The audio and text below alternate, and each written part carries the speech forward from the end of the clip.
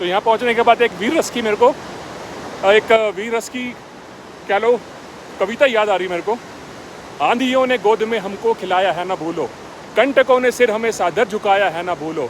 सिंधु का मत कर कलेजा हम सुधा भी छोड़ लाए, और हमारे तेज से सूरज लजाया है ना भूलो। वे हम ही तो हैं कि एक ओंकार से यह भूमि कांपी, वे हम ही तो हैं जिन्होंने 3 पग में से नापी, वे हम ही तो हैं कि जिनके सभ्यता के विजय रथ के धूल उड़कर छोड़ा आई छाप अपने विश्वव्यापी। वक्र हो आई भ्रुकुटी तो ये चल नगराज डोले, 10 दिशाओं के सबल दिक्पाल ये गजराज डोले। डोल उठी है धरा अंबर भुवन और नक्षत्र मंडल, ढीठ अत्याचारियों के अहंकारी ताज डोले। सुयश की प्रस्तर शिला पे चिन्ह गहरे हैं हमारे, ज्ञान के शिखरों पे ध्वलते चिन्ह लहरे हैं हमारे। वेग जिनका यूं कि जैसे काल की अंगड़ाइयाँ हो, उन तरंगों पे निडर जलयान ठहरे हैं हमारे।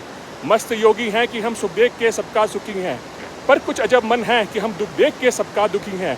तुम हमारी चोटियों की बर्फ को यूं मत कुरे दो, दहकता लावा हृदय में है कि हम ज्वालामुखी हैं। लस्से भी हमने किए हैं और तांडव भी किए हैं, वंश मीरा और शिव के विष पिए हैं और जिए हैं। दूध माँ का या कि चंदन या कि कैसा जो समझ लो, ये हमारे देश की रज है कि हम इसके लिए हैं।